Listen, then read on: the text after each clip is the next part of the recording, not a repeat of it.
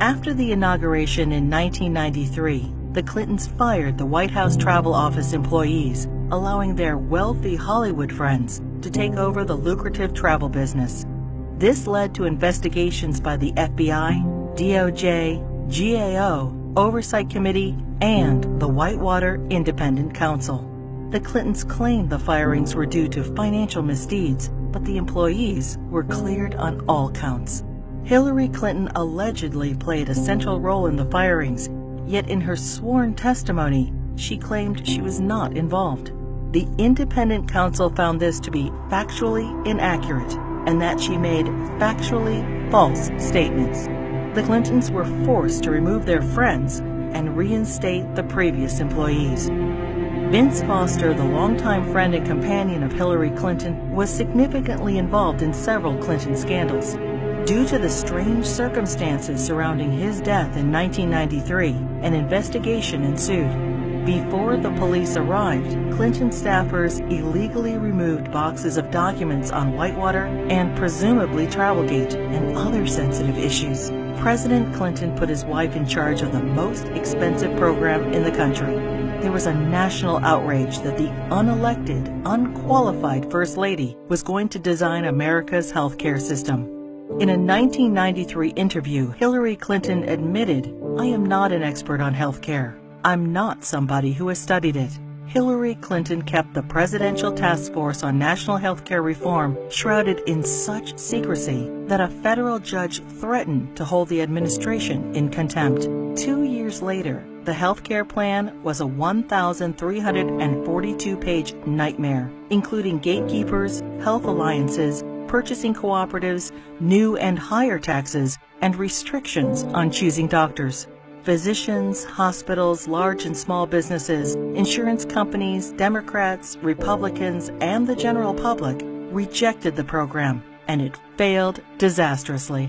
The General Accounting Office put a price tag of $32 million on Hillary Clinton's healthcare fiasco. For dishonesty, Hillary Clinton and others were fined $450,000. Court costs to taxpayers were $725,000. In 1996, with Hillary Care fresh in their minds, Americans voted both the Senate and the House into Republican hands for the first time in over 4 decades.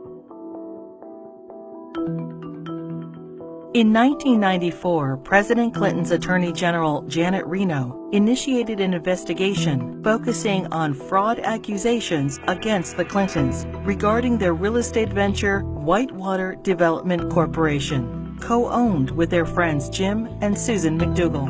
Hillary Clinton was the central figure, and the probe revealed pervasive conflicts of interest between the Rose Law Firm, where Hillary Clinton was partner, and its client, Madison Guarantee, owned by Clinton business partner Jim McDougal. Hillary Clinton claimed billing records, subpoenaed and critical to the investigation, were lost. It is presumed they were stolen from Vince Foster's office the night he died. 19 months later, following the Clintons' acquittal, many of the missing records reappeared in the Clintons' residence. As they were covered with Hillary Clinton's fingerprints, she fell under suspicion of obstruction of justice. Their business partner Susan McDougal refused to testify against the Clintons, assuring they were not charged.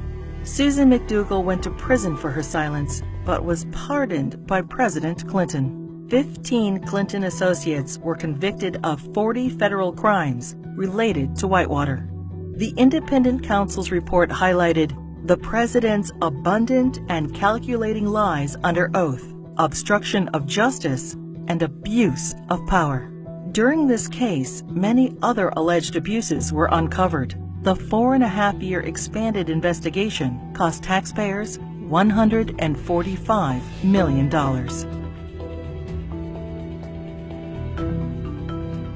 Hillary Clinton's trades in cattle futures raised suspicions of improprieties, as her very first trade of $5,000 quickly turned into over $490,000. She refused to release her tax returns for the years in question. Hillary Clinton insisted that she made all the investment decisions herself, The investigation proved her trades were actually placed by her friend James Blair through the brokerage firm Refco. James Blair was outside counsel for Tyson Foods, the largest employer in Arkansas, which is state-regulated. The perception was Mrs. Clinton received preferential treatment and incredible financial returns as a way to garner favor with her husband, then governor of Arkansas. Refco was investigated and paid the largest fines in the history of the exchange.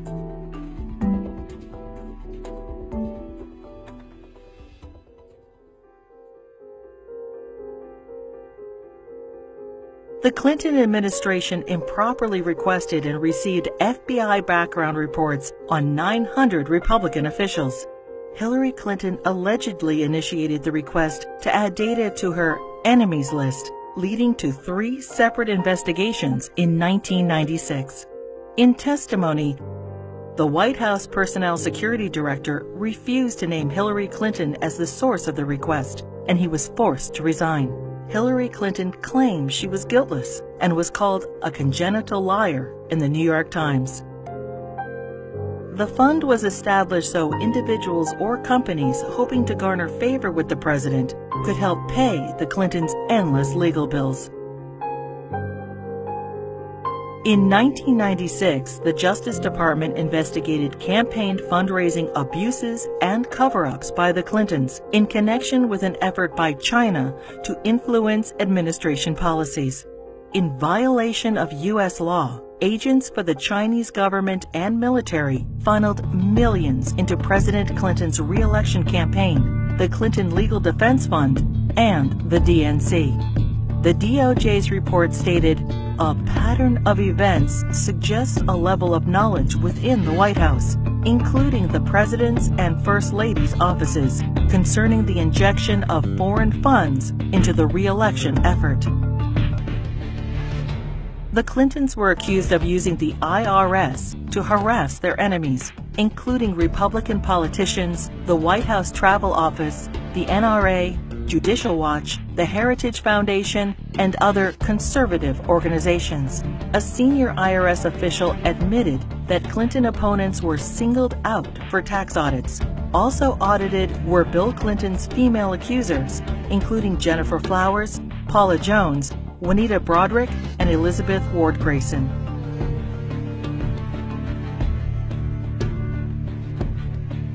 As he was leaving office in January 2001, President Clinton pardoned 450 people for crimes ranging from cocaine trafficking to kidnapping and terrorism. Several pardons personally benefited Hillary Clinton and were investigated for direct ties to her New York Senate bid. Mark Rich, a billionaire fugitive, owed the government over $160 million and was charged with tax evasion, wire fraud, racketeering, and trading with Iran. Rich's ex-wife, Denise Rich, a close friend of the Clintons, donated over $600,000 to the Clinton Presidential Library just prior to the pardon. Mrs. Rich also gave $14,000 to the Clinton Legal Defense Fund and $135,000 to Hillary Clinton's Senate campaign. The New Square Four were elders of a Republican voting Hasidic community convicted of defrauding the government of millions of dollars. Candidate Clinton met with their Grand Rabbi. Hillary Clinton received their votes, and the New Square Four received their pardons. Hillary Clinton claimed, "I did not play any role whatsoever in the pardons." Hillary Clinton's brother, lawyer Hugh Rodham, charged high fees to use his family influence to obtain presidential pardons. Carlos Vignali, a Los Angeles drug lord, paid Rodham over $500,000, and his sentence for cocaine trafficking was commuted. Almond Braswell, a scam artist, paid Rodham over $250,000 and was pardoned for defrauding senior citizens of millions of dollars. Fighting for Puerto Rican independence, the FALN exploded 138 bombs in New York City, Chicago, and Puerto Rico. During a 10-year reign of terror, 13 innocent people were killed and over 80 were maimed.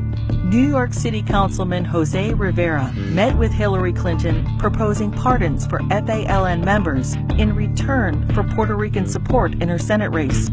2 days later, President Clinton pardoned 16 FALN terrorists.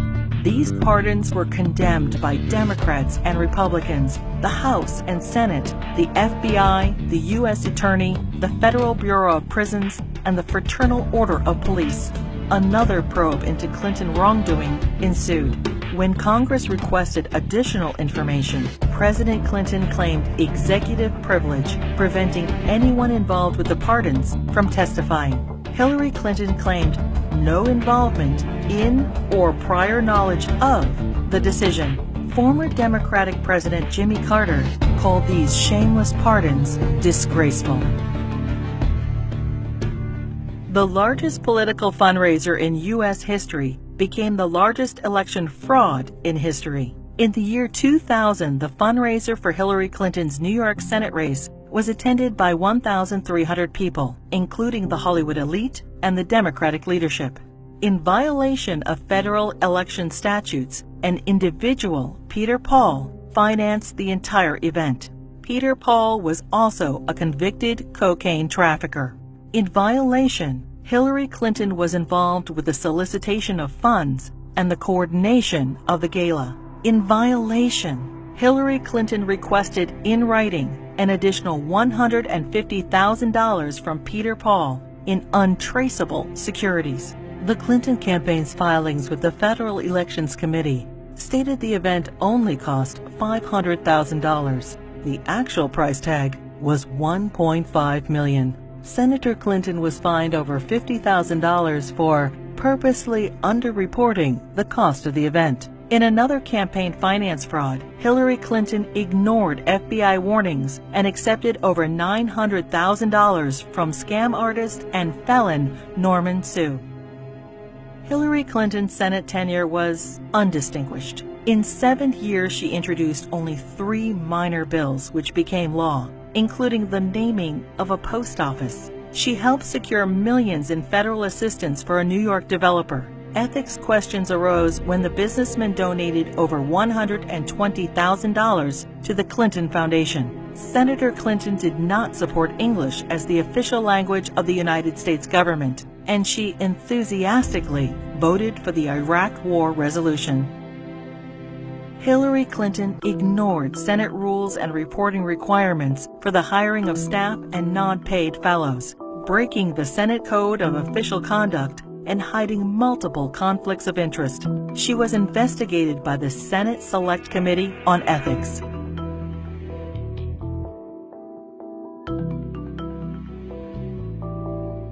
Hillary Clinton's long history of campaign finance abuses continued. Jeffrey Thompson and other fundraising bundlers for her failed 2008 presidential campaign pled guilty to conspiracy and campaign finance law violations.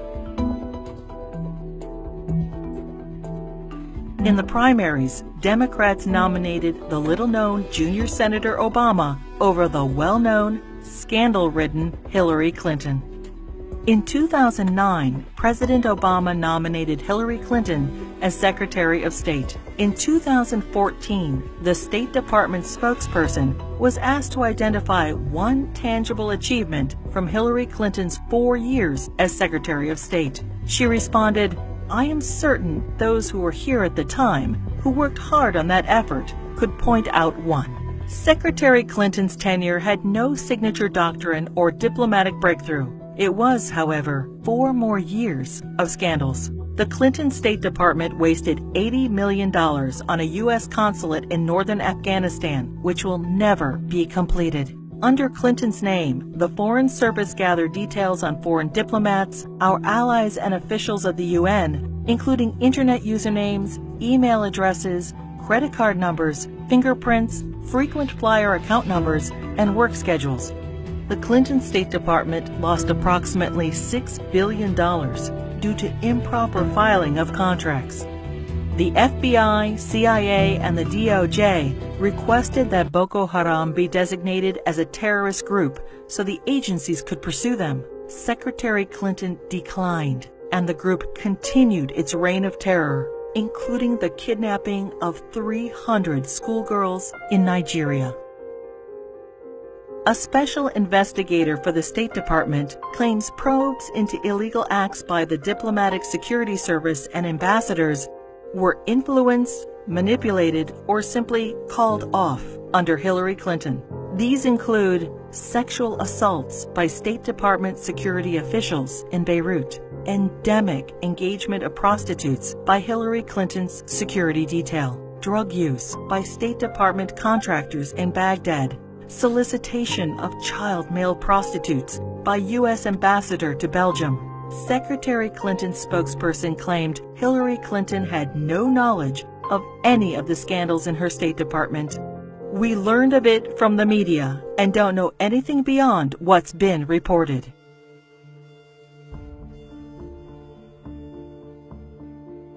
The United States mission in Benghazi, Libya, was attacked on September 11, 2012. As Hillary Clinton was Secretary of State at the time, she is at the heart of the cover-up investigation.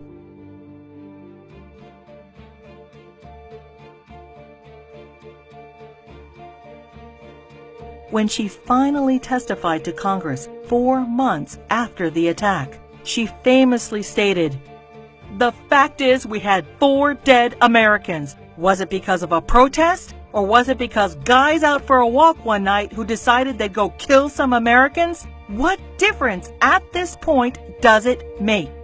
Hillary Clinton testified that she submitted all documents requested by Congress. 20 months later, and only through a Freedom of Information Act request, 41 new documents were released, including changes to Ambassador Susan Rice's talking points. More documents are still being withheld.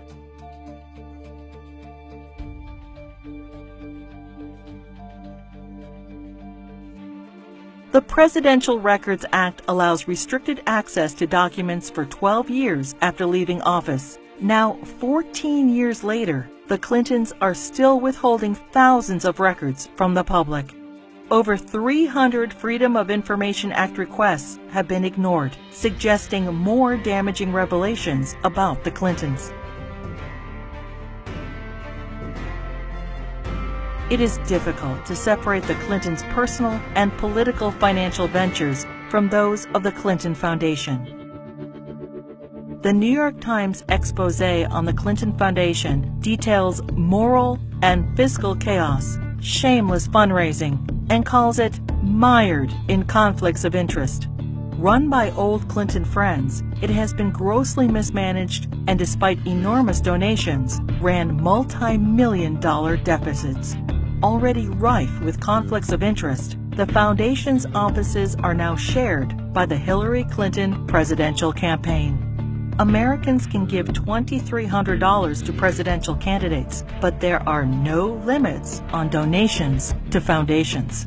Hillary Clinton cannot legally accept campaign donations from foreigners, but no restrictions apply to foundations. Secretary of State Clinton traveled to Moscow and pressed the Russian government to purchase planes from Boeing. 2 months later, contract in hand, Boeing donated $900,000 to the Clinton Foundation. The foundation's support from foreign interests hoping to influence U.S. policy is of grave concern. Foreign donations to the foundation increased by 70% when Hillary Clinton ran for president in 2008.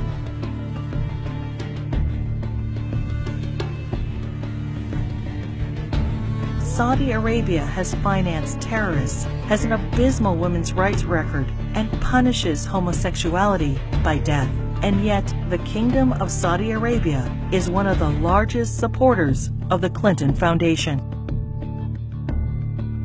In a Clinton co-presidency, every large donation could raise suspicions of improprieties or influence peddling and lead to non-stop investigations.